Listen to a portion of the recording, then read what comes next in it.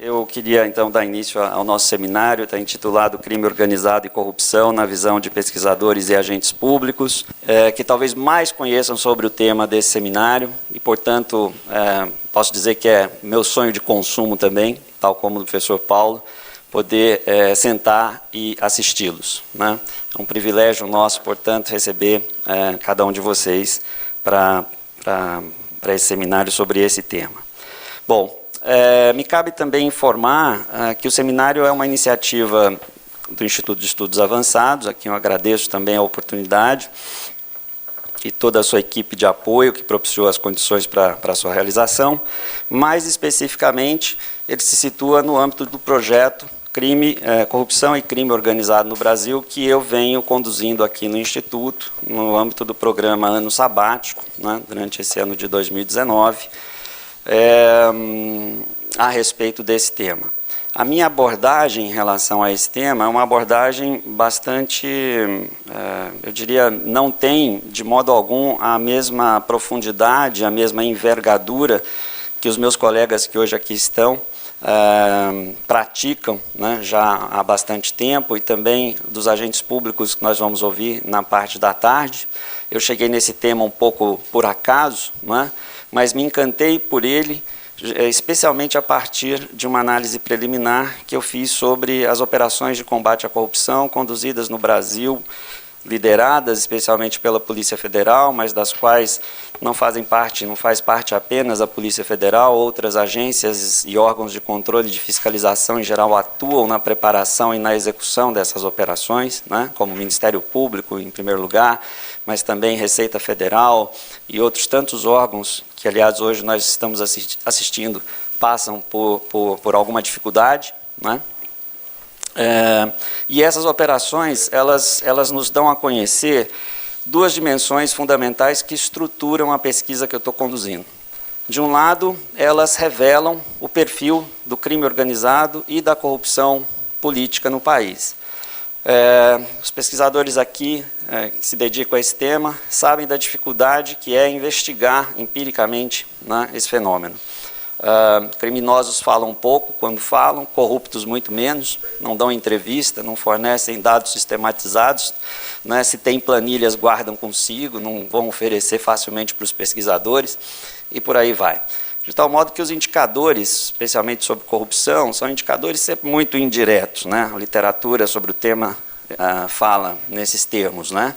São sempre muito indiretos e, portanto, nunca são capazes efetivamente de nos fornecer, não é, uma descrição acurada do fenômeno. Nesse sentido, quem se dedica ao estudo das operações tem em mãos um material que eu diria único, singular, na pesquisa comparada. Eu ousaria dizer, nenhum país levou a cabo de maneira sistemática, regular, por um período tão longo de tempo, não é, operações de combate ao crime organizado e à corrupção, como o Brasil fez na última década, ou pelo menos desde o início dos anos 2000, quando os órgãos de investigação passaram particularmente a nomear essas operações, né, às vezes com nomes chamativos, folclóricos, engraçados, etc.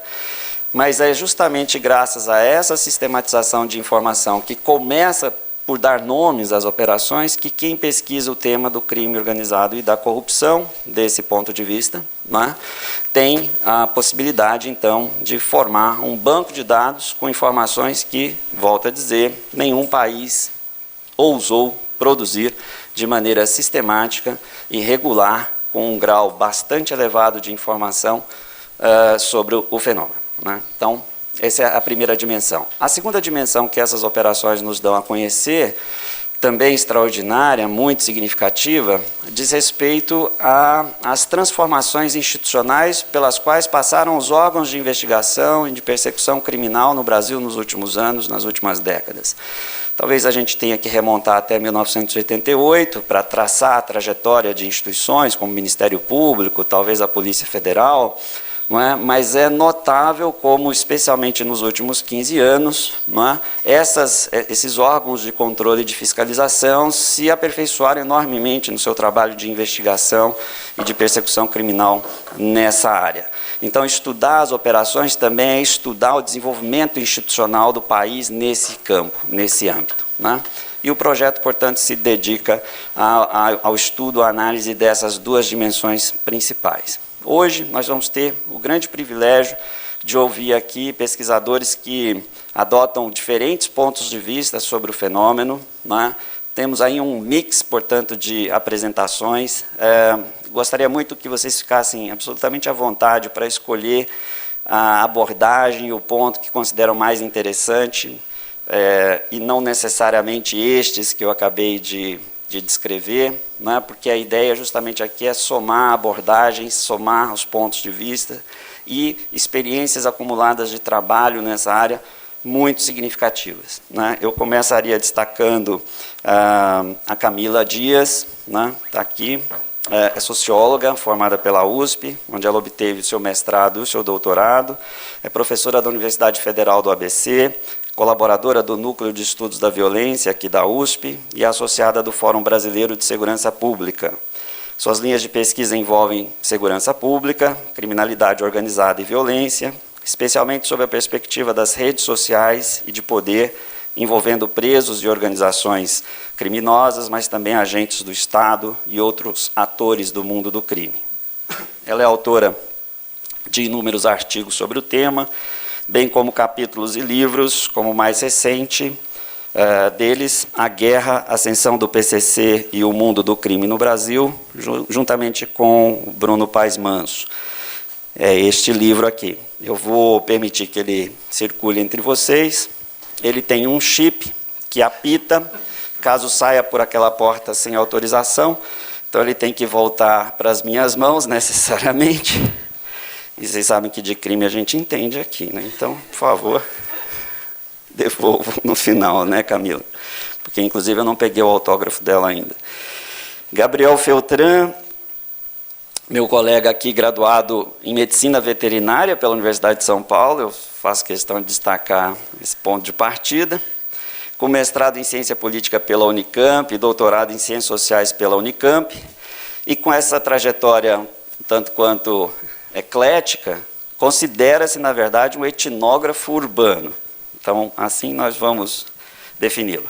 Professor do Departamento de Sociologia da Universidade Federal de São Carlos, pesquisador do Centro de Estudos da Metrópole e do Núcleo de Etnografias Urbanas do Centro Brasileiro de Análise e Planejamento, SEBRAP. Atualmente pesquisa as dinâmicas sociais, políticas e de mercado nas periferias urbanas, a partir da perspectiva de grupos marginalizados e do mundo do crime em São Paulo. É autor de Irmãos, uma história do PCC, dentre outros trabalhos, né? Que saiu ano passado pela Companhia das Letras, dentre outros inúmeros artigos e capítulos de livros sobre o tema. Ele também vai circular entre vocês, também tem o mesmo chip, tomem o mesmo cuidado. Estamos aguardando a chegada do Bruno Caraza, mas para que não haja interrupção dos trabalhos, eu vou, na ausência dele, fazer uma apresentação em respeito a vocês. Assim, quando ele chegar, ele já pode tomar a palavra. O Bruno tem graduações em Economia e Direito, ambas pela Universidade Federal de Minas Gerais. O mestrado ele fez com uma perna na Economia, na UNB, e o doutorado com a outra perna no Direito da UFMG. É servidor público federal, mas licenciado no momento, e professor do IBMEC em Belo Horizonte, além de colunista do jornal Valor Econômico. A sua tese de doutorado resultou no livro Dinheiro, Eleições e Poder, as engrenagens do sistema político brasileiro, talvez um dos trabalhos mais impactantes sobre o tema, publicados recentemente. É outro livro que circulará entre vocês aí. E, finalmente, a nossa debatedora, quem eu agradeço também muitíssimo por ter vindo do Rio de Janeiro, enfrentado esse dia difícil, ficou lá em cima dando voltas para poder aterrissar, mas chegou em segurança, que é a nossa Cecília Oliveira. Ela é graduada em jornalismo pelo Centro Universitário de Belo Horizonte, com especializações em criminalidade e segurança pública pela UFMG. Administração Pública pela Fundação João Pinheiro, também a especialização, e Política de Drogas na América Latina pela Open Society, também como especialização. A Cecília tem uma larga trajetória, se eu fosse detalhar tudo isso aqui com vocês, ocuparia demasiadamente o tempo, mas queria pelo menos destacar que ela participou da criação e gestão de inúmeras organizações, como o Instituto Brasileiro de Segurança Pública e a Casa Fluminense, coordenou a equipe de comunicação de redes da Maré, editorando o jornal Maré de Notícias, é editora contribuinte atualmente do Intercept Brasil e gestora de dados do Fogo Cruzado, essa ferramenta recentemente criada, em parceria com a Anistia Internacional, num primeiro momento, depois ganhou autonomia em relação também à anistia, que é, na verdade, uma plataforma digital colaborativa que tem o objetivo de registrar a incidência de tiroteios e a prevalência de violência armada na região metropolitana do Rio de Janeiro e, mais recentemente, também de Recife, não é? Essa plataforma hoje gerida pelo Instituto Update. Então, com esse conjunto extraordinário de pessoas, que a gente, mais uma vez, repito, temos o privilégio de receber. Passo a palavra para a Camila. Bom dia a todos. Quero agradecer imensamente o convite feito pelo Rogério, agradecer ao IEA por nos receber aqui. É sempre um prazer muito grande poder debater, né, os temas de pesquisa que a gente trabalha há muito tempo. Um prazer reencontrar o Gabriel, estivemos juntos, né, na semana retrasada, e também um prazer encontrar a Cecília e a todos vocês aqui. Tenho certeza que a gente vai ter mais um momento, né, de um debate profundo, né, e reflexão sobre os temas aqui que tangenciam as nossas pesquisas e o projeto, né, que o Rogério desenvolve. Para tentar trazer a pesquisa que eu tenho desenvolvido ao longo dos últimos 15 anos, mais para dialogar com o tema, né, do evento, a questão da corrupção, eu busquei fazer um recorte, né, pensando mais propriamente no papel central que a prisão desenvolve, né, na produção dos problemas, né, que a gente chama de crime organizado. Eu tenho pesquisado as prisões desde 2003, depois do meu mestrado, que foi sobre a questão religiosa, né, de conversão de presos.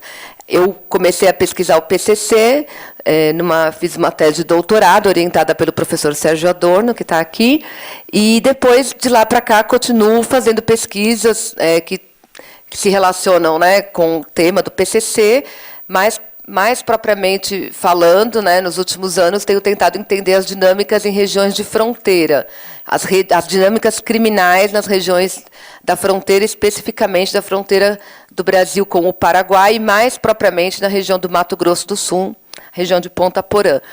Então, para fazer um recorte para a discussão aqui, a minha proposta é tratar um pouco daquilo que eu considero que é o diferencial dos grupos dos quais nós tratamos, no caso o PCC e outros grupos, né, que nós podemos chamar assim, que tem base prisional, e que já há muito tempo deixaram de serem grupos apenas de base prisional e se constituem atores muito importantes nas redes criminais, que têm um impacto muito grande hoje naquilo que nós definimos de violência urbana no país, né? Então, eu tenho desenvolvido algumas reflexões sobre o porquê que esses grupos adquiriram esse protagonismo, né?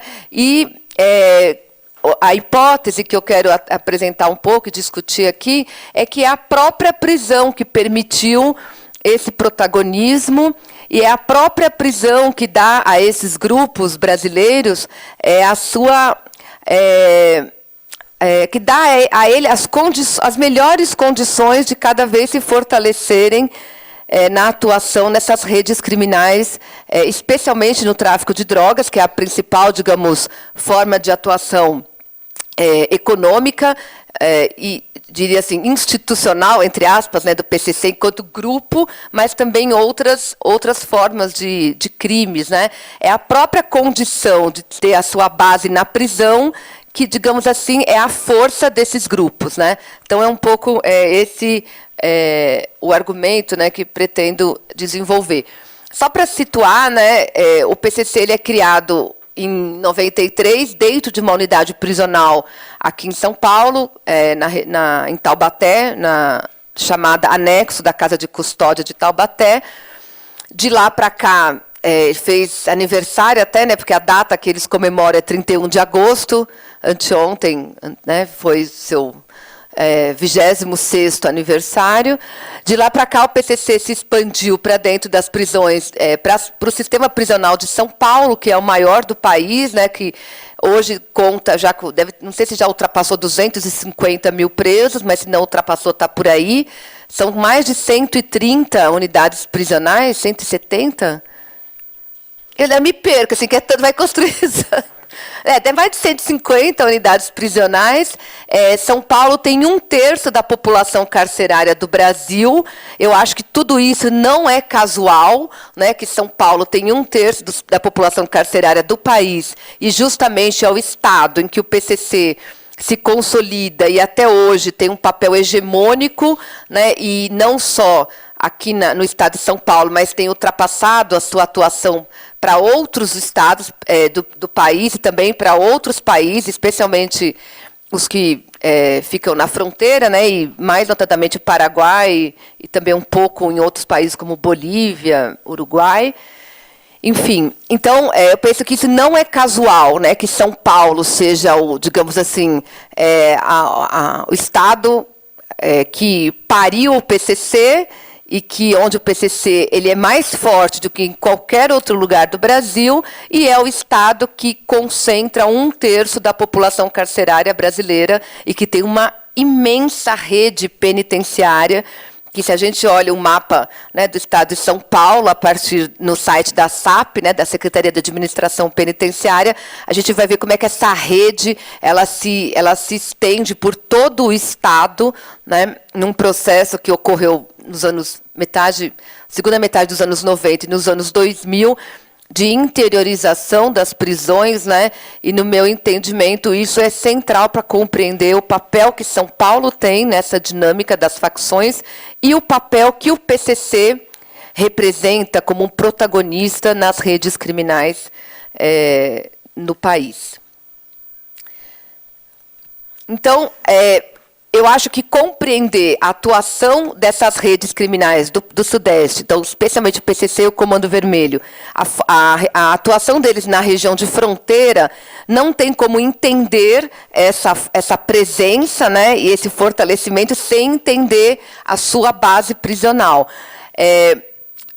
Durante os anos 90 e durante a primeira metade dos anos 2000, é um período que entendo que o PCC foi se expandindo dentro das prisões de São Paulo, e considero o ano de 2006, quando o PCC foi protagonista no evento que é chamado ou de os ataques de maio de 2006, ou de os crimes de maio de 2006, depende, né, de quem está nomeando o evento, porque foi um momento, mas de qualquer maneira foi um evento marcante, emblemático, né?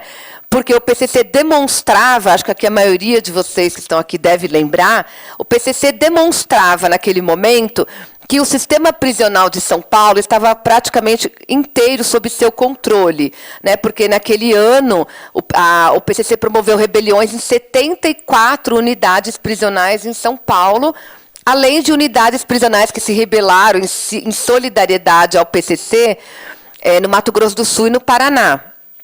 E, além disso, pela primeira vez, de maneira mais concentrada e organizada, ocorreram ataques, né, às forças de segurança do Estado, promovidas pelo PCC, foram centenas de ataques às bases policiais, né, militares, polícias civis também, e outros bancos, agências de veículos, enfim. Naqueles dias, né, São Paulo vivenciou algo assim totalmente inédito, né, para o Estado e para o Brasil, E então acho que esse momento ele é muito importante, porque eu entendo, eu vejo como um marco simbólico, né, de que o PCC comunicava, além de um enfrentamento ao Estado, eles também comunicavam que estavam com São Paulo sob controle, digamos assim, né?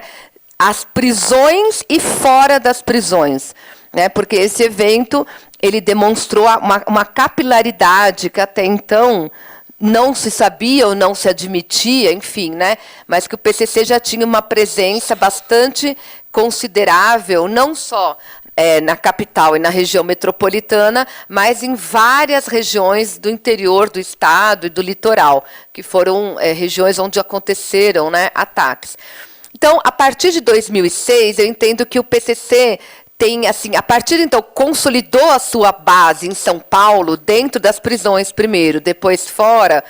É o momento em que foi possível dar prosseguimento a um projeto de expansão.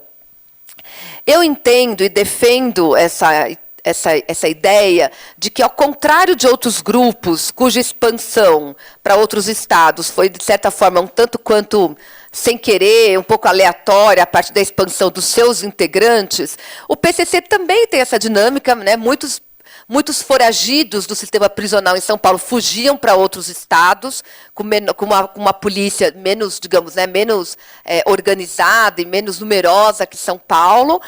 Mas o PCC também, especialmente a partir do final dos anos 2000, tinha um projeto de expansão, claro.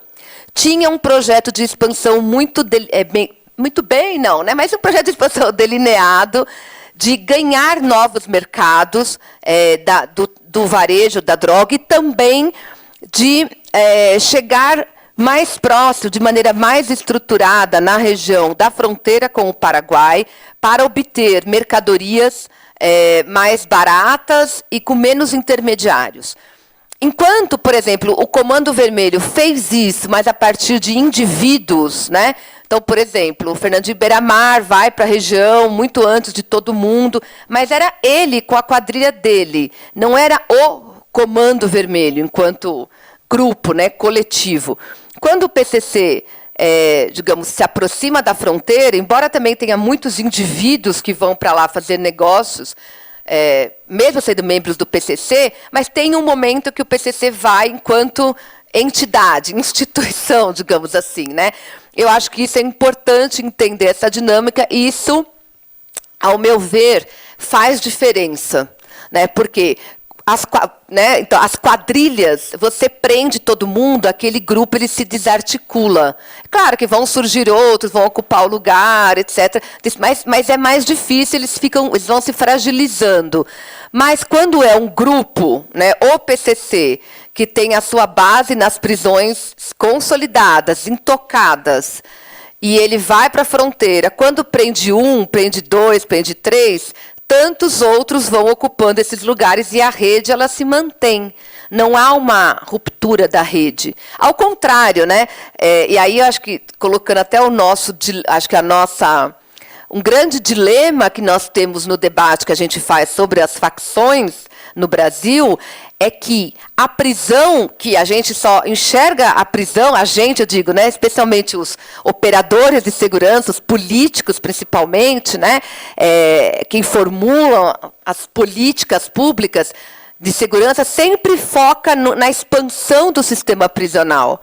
Só que é a prisão que fortalece esses grupos. Então, é um contrassenso enorme e um dilema muito grande que a gente vive. A gente não consegue encontrar outro caminho para pensar, né, em soluções para a violência no país. É sempre a prisão, mas as pessoas esquecem, ou é conveniente não olhar de frente o problema, que a prisão é que produziu o PCC, o Comando Vermelho, uma boa parte de todos os grupos que hoje são atores que têm uma enorme capacidade de promover violência, né? Especialmente por vários motivos, mas especialmente porque são atores com armas, né? Com muitas armas, que têm capacidade de adquirir armas, de trazer para São Paulo, para o Rio de Janeiro, para qualquer lugar, e disposição para usá-las, né? Embora, né, acho que, a gente talvez depois fale um pouco sobre isso, as armas têm um papel muito diferente para o PCC e para o Comando Vermelho, por exemplo. Elas são utilizadas de maneira muito diferente, mas, de qualquer maneira, esses grupos são grupos armados, né? E eu vejo, esse é o maior problema em relação a esses grupos.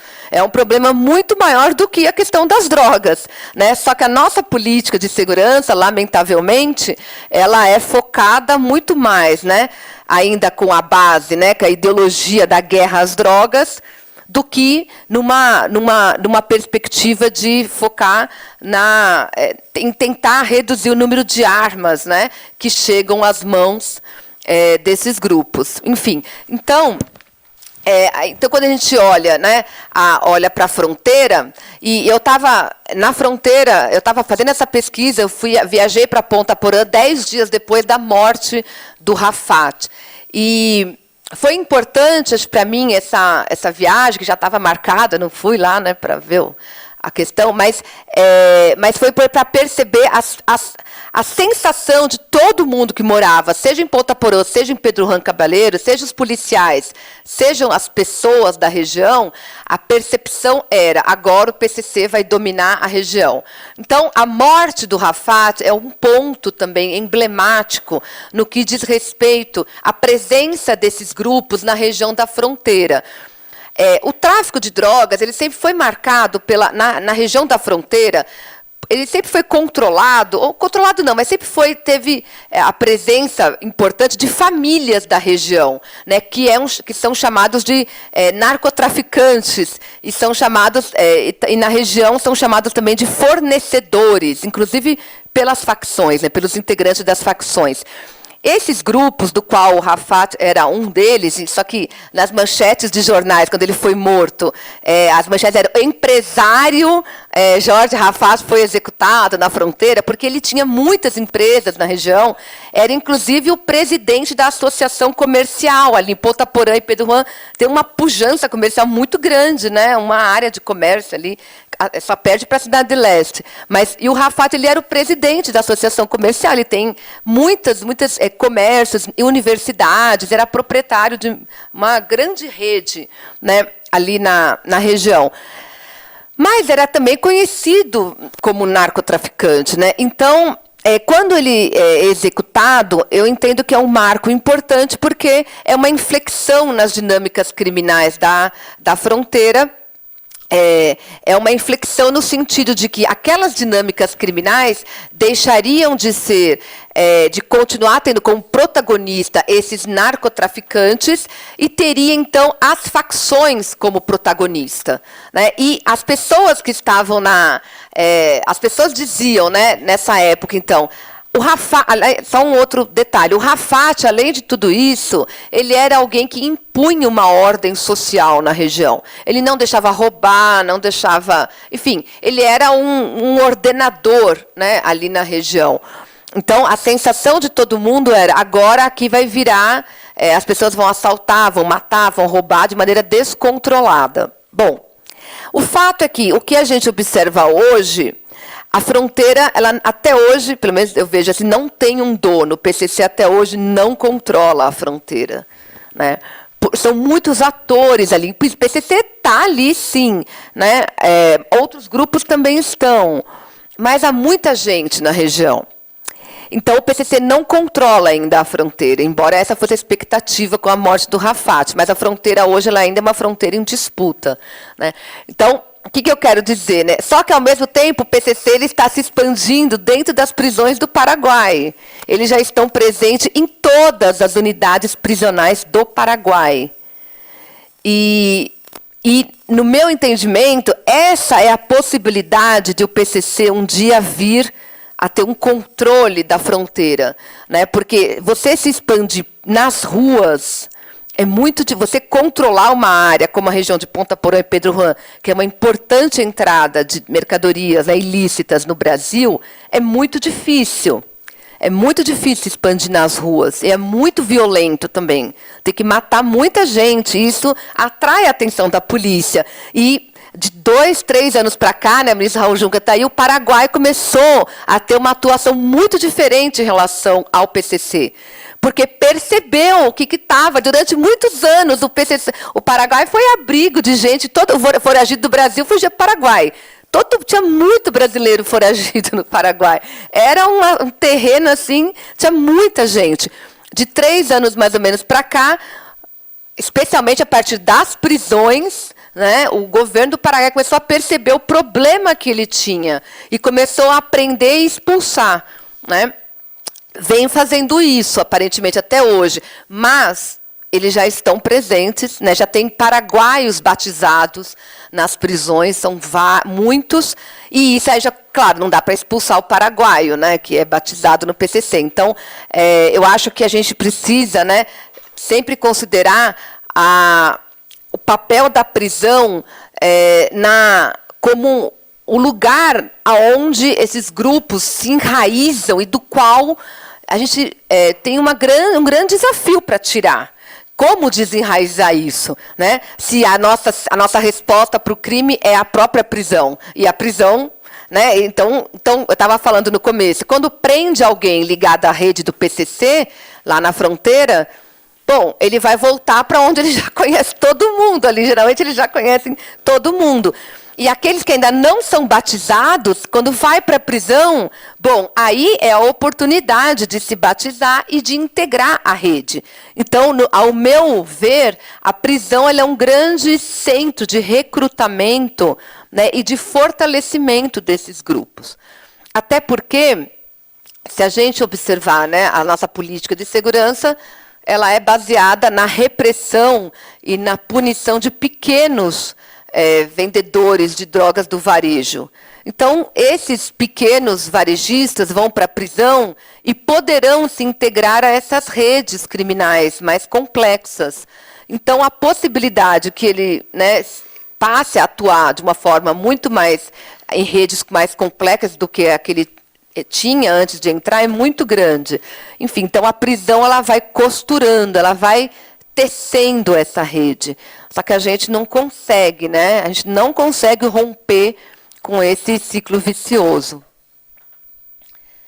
Eu digo sempre, né, especialmente, e aqui em por que eu falo de São Paulo? Não é porque, digamos, não é por nenhuma outra razão, senão duas. Eu estudei, pesquisei em São Paulo. E segundo, São Paulo, como eu disse antes, né, tem a maior população carcerária do país e é o berço e é o grande locus de atuação do PCC. Eu entendo que há uma relação simbiótica entre o PCC nas prisões e a administração prisional em São Paulo. Por quê? Porque, na medida em que vai aumentando a população carcerária, que vai se prendendo, vai fortalecendo o PCC. Né? E, ao mesmo tempo, se não existisse um grupo como o PCC, o governo de São Paulo não conseguiria prender tanta gente, enfiar nas prisões aqui em São Paulo, com um número reduzidíssimo, quase assim, terrível, de funcionários que existem. Quem é que mantém a ordem nas prisões? Não sei se tem alguém que trabalha no sistema prisional. Aqui em São Paulo, embora as prisões aqui sejam uma caixa preta, que quase ninguém entra aqui, né, ninguém sabe nada, enfim... um raio de uma unidade prisional, que tem cerca de 400, 500 presos, tem um agente penitenciário, na grande maioria das prisões. Quem é que lá dentro toma conta das dinâmicas internas, do cotidiano da prisão? Então, quando a gente observa desse ponto de vista, é que eu digo que o PCC ele é muito funcional para o Estado também. Por quê? Porque eles impõem essa ordem nas prisões, garantem que essa população carcerária permaneça em locais hiperlotados, em condições terríveis de violações de todos os direitos possíveis, sem ter rebelião, né? Sem ter muito problema que chame a atenção, porque o governo só fica em situação complicada, né, no sistema prisional quando tem rebelião, quando tem fugas muito estrondosas. Tirando isso, se não está incomodando, ninguém está nem aí para o que acontece nas prisões. E São Paulo vem nesse silêncio dentro das prisões há muito tempo. Desde 2006, teve um ou outro episódio isolado de rebeliões. Então, quem é que toma conta, quem é que exerce esse controle da ordem prisional em São Paulo? É o PCC. Né? Por mais que não sei se tem um acordo, acho que ninguém sentou numa mesa ali, assinou um contrato, não é isso, mas as condições que se estabeleceram dessa relação, elas se constituíram dessa maneira. Entendo que durante muito tempo a questão-chave nessa relação, nessa dinâmica, era o sistema penitenciário federal. Uma parte, né, da cúpula, da chamada cúpula do PCC estar em São Paulo e não no sistema federal. Isso se alterou, né, no início desse ano. Mas, no meu entendimento, as coisas assumiram um grau de, digamos, de estabilidade tão grande, de enraizamento, de entrelaçamento, que até o momento, pelo menos no que eu tenho acompanhado, e ao contrário do que eu às vezes ouço no governo federal, não alterou essa relação, não alterou em nada. A cúpula do PCC está no sistema penitenciário federal, que é um regime de fato que isola e que corta a comunicação, mas já tem um automatismo, né, que está já presente na atuação do PCC, que, no meu entendimento, por enquanto, isso não teve qualquer impacto na força, na estrutura do PCC, pelo menos por enquanto. Eu não vejo nenhuma alteração. Bom, então, eu acho que a gente observa que no Brasil é um dos poucos países do mundo, né, em que aquilo que a gente chama de crime organizado, especialmente se a gente observar desse ponto de vista, né, de redes criminais que atuam na economia ilegal das drogas, o Brasil é um dos países que tem essa singularidade, dos protagonistas desse mercado, eles têm origem nas prisões. Né? Se a gente observar os cartéis mexicanos, é outra história, a máfia italiana, outra história, os cartéis colombianos, enfim, são países que têm uma outra história. Né? Aqui, esses grupos eles se constituíram, especialmente os cartéis mexicanos e colombianos, com uma atividade direcionada propriamente ao mercado de drogas, à produção, ao transporte, à distribuição. No caso do Brasil, os grupos que hoje são protagonistas no mercado das drogas, eles não se constituíram com esse objetivo de atuarem nesse mercado. Eles se constituíram como grupos que a gente pode chamar de grupos anti-opressão nas prisões, grupos de presos, que se constituem para enfrentar, para denunciar e para fazer o enfrentamento com o Estado, em razão do que eles chamam, e da minha forma de ver, chamam acertadamente, de opressão nas prisões, injustiças. Né? O PCC tem um lema que está presente desde a sua criação e que até hoje ele está presente, é a ideia da luta contra o Estado, né? A base, a ideologia básica de que o PCC constrói, logo que é criado, vamos parar de nos matar entre nós, presos, né, criminosos, etc., e vamos nos unir, porque o nosso inimigo não é o companheiro de cela que pegou meu sabonete sem eu pedir emprestado. Então, vamos parar de matar o cara, porque o cara cometeu um erro. Vamos parar de nos matar e nos unir para enfrentar o nosso inimigo, que é o Estado, porque a ideia é todos nós estamos na mesma situação de sofrimento. Todos nós sempre moramos em lugar na favela, na periferia, em que a polícia chega atirando, chega com o pé na porta, e que não tem o Estado, não tem outra cara, senão a da polícia militar, principalmente, ou a da polícia civil, para ir pegar o acerto. Então, a experiência desses indivíduos é essa, a relação deles com o Estado, ela é essa. A nossa relação aqui, com certeza, é outra, né? A nossa revisão da polícia, a nossa relação com a polícia, a de todos que estão aqui, ou da maioria, pelo menos, é completamente diferente. Mas a desses que estão presos, a relação é essa. É uma relação que o Estado só se manifesta ali, a sua presença, apenas na forma da opressão. Então, esse contexto, esse caldo, deu as condições propícias para a criação do PCC. Então, com esse discurso, e para o seu espalhamento no sistema prisional de São Paulo, e daí depois, através de um processo que a gente ainda não tem um estudo assim muito sistematizado, como que aconteceu, mas aconteceu, o transbordamento das prisões, né, para as periferias, né, especialmente, que é de onde essas pessoas saem e onde elas voltam quando elas saem das prisões, né? Então o PCC vai se expandindo, vai se espalhando nesses espaços e foi cada vez mais, né, ampliando a sua rede. Então, eu acho que é isso que a gente precisa talvez compreender e discutir esse desafio, né, que a prisão é o diferencial de sucesso dos grupos que atuam nas redes ilícitas aqui no Brasil, né? E nesse sentido, né, da engrenagem prisional, articulando diferentes atores em diferentes posições sociais, políticas e econômicas, eu acho que tem uma questão que eu acho que é muito interessante de se pensar, que é o seguinte. Eu lembro antes, quando eu comecei a estudar o PCC, até o Rogério falava aqui da Polícia Federal, tal. A Polícia Federal só veio se ocupar do PCC muito recentemente. Não sei, nunca fiz um estudo sobre isso, mas uns 3, 4 anos para cá. Tivemos, né, eu e o Gabriel tivemos num seminário da Polícia Federal semana retrasada. Hoje, para eles, é uma coisa importante, mas durante muito tempo era a Polícia Militar e Polícia Civil. Polícia Federal não tinha não era um tema da Polícia Federal, né? Bom, o que a gente consegue observar, né?